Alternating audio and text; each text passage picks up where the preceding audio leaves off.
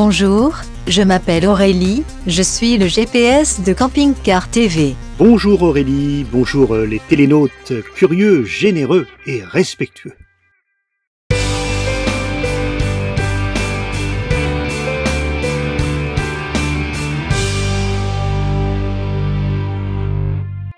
On se retrouve en Bretagne. Nous y aurons passé presque un mois, essentiellement au Finistère et aujourd'hui dans le Morbihan. La semaine prochaine, nous ne serons plus en Bretagne, mais promis, la prochaine fois qu'on y retournera, nous irons dans les Côtes d'Armor et en Ille-et-Vilaine. Les Bretons ne parlent pas bien le français. Pourquoi tu dis ça?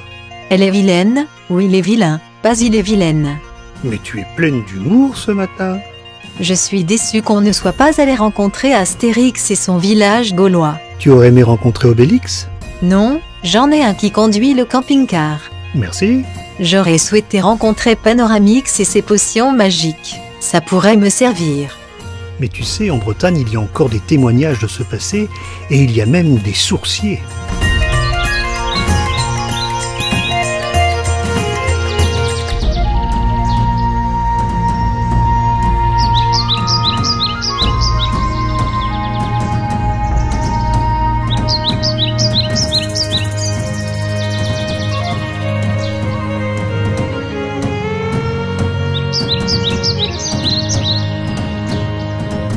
Je m'appelle Marc Perrotte, je suis géobiologue et radiesthésiste et je viens de temps en temps au Rocher de l'Éléphant parce qu'il a une énergie qui se ventile entre plusieurs couleurs sur la route de Bélisal et chaque couleur correspond à un soin qu'on peut donner à un organe particulier. On peut relancer cet organe lorsqu'il est coincé. Un peu comme avec de l'acupuncture.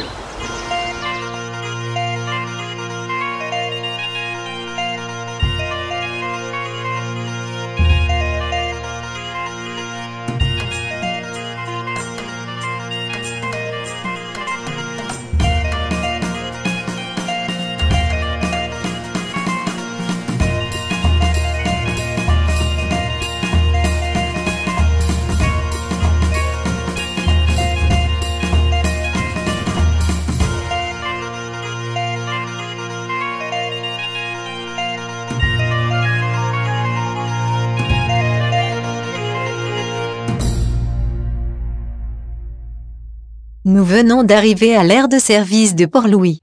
Alors c'est au sein de la citadelle que vous allez trouver des emplacements avec prise électrique, avec tout ce qu'il faut, et vous êtes protégé par les remparts. Demain nous irons à Riantec à quelques kilomètres d'ici. Et oui, parce que la semaine dernière, il y a un bout de l'interview de Trailer Park que j'avais pas diffusé et qui m'a un petit peu intrigué.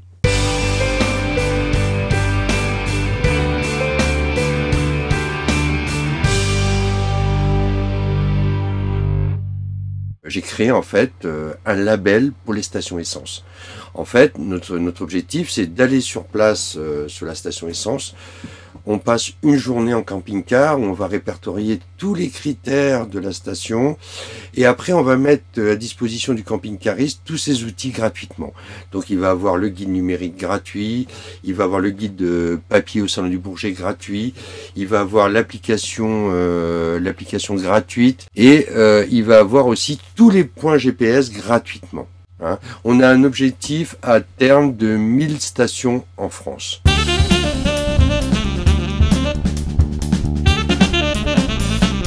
Et voilà comment nous nous retrouvons à la station-service du centre Leclerc de Riantec pour tester tous les aspects du guide de notre ami José.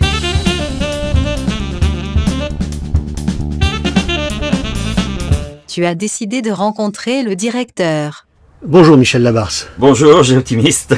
Je suis content d'être chez vous, au centre Leclerc de Riantec.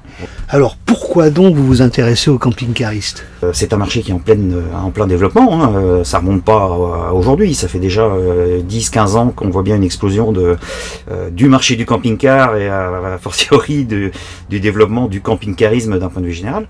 Bon, aujourd'hui, moi j'ai pris le biais de les accueillir le mieux possible. Pourquoi? Parce qu'aujourd'hui, et les camping-caristes ne vont pas me contredire, on connaît bien les problèmes qu'il peut y avoir dans tel ou tel magasin de grande distribution, c'est-à-dire qu'on n'en veut absolument pas parce que concrètement on perd des places de parking. Moi je prends les choses à l'envers, c'est-à-dire qu'à un moment, j'estime que les camping-caristes sont des clients comme les autres, donc on se doit, comme tout client, de les accueillir du mieux possible. C'est des gens qui déjà consomment du carburant, consomment de la nourriture, et donc à ce titre, concrètement, moi j'aime autant que nos amis camping-caristes viennent chez nous plutôt qu'ailleurs. Et alors vous avez même des projets en cours, des travaux en cours qui vont encore améliorer la situation ici, avec des services complémentaires. Oui, complètement. Donc on est parti à l'origine sur donc à peu près une dizaine de places dédiées au camping-car, avec donc une borne de vidage et d'approvisionnement électrique et en eau. Donc demain, on va multiplier ce nombre de bornes, bien sûr. On va donc agrandir l'aire de camping-car et surtout développer, donc attenant à cette aire-là, une station de lavage ainsi qu'un lavomatique. On souhaite également développer un système de libre-service parce qu'aujourd'hui, on a nos amplitudes d'ouverture. Mais le but du jeu, c'est que j'avais quelqu'un qui vienne un dimanche ici sur notre aire de camping-car, puisse aussi acheter du pain, par exemple, en libre-service, du pain chaud en libre-service, acheter des pizzas, chaudes, etc., etc. Merci Michel.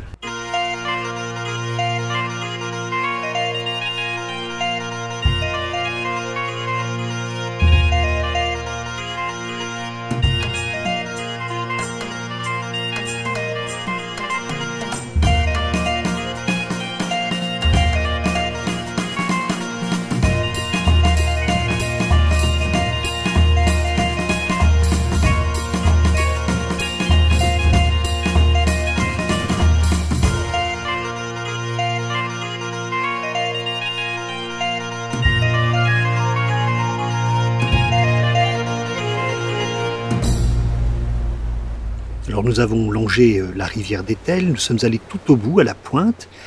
C'est un site classé que je vous conseille, propice à de multiples balades, les dunes du Mas-Fenou. Site classé au patrimoine national, venez en journée. Il n'est pas autorisé d'y passer la nuit en camping-car. Et après avoir pique-niqué quelques sardines de la Belle-Illoise, à l'abri d'un féroce blocos, nous avons pris la direction de Quiberon.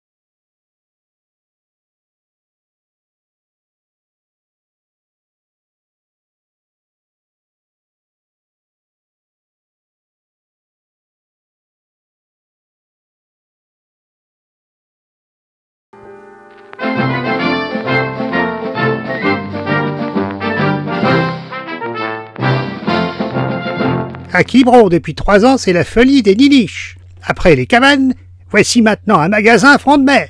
Les dentistes sont ravis. Tout commence en 1946 sur la grande plage de Quiberon. Alors c'était monsieur Raymond Audebert qui a créé cette confiserie au caramel au beurre salé, c'est ce qui a plu énormément à l'époque. Et il la vendait dans sa petite cabane qu'il avait sur la grande plage de Quiberon. Alors après s'en est suivi un joli développement puisqu'il a ouvert son magasin en front de mer en 1949. Donc si vous faites le calcul, ça fait quand même 70 ans qu'on existe.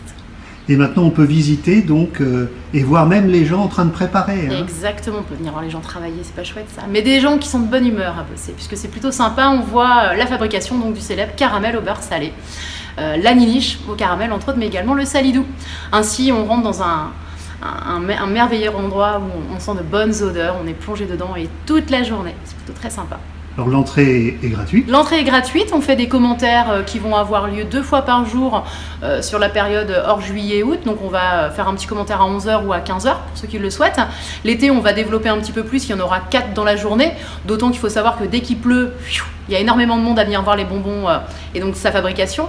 Alors, on a un film qui est diffusé dans une jolie salle de projection à l'ancienne, puis un commentaire qui va se faire sur une vingtaine de minutes à peu près quant à la fabrication du jour. Alors, ce qui plaît généralement le plus, c'est la fin, puisqu'on termine.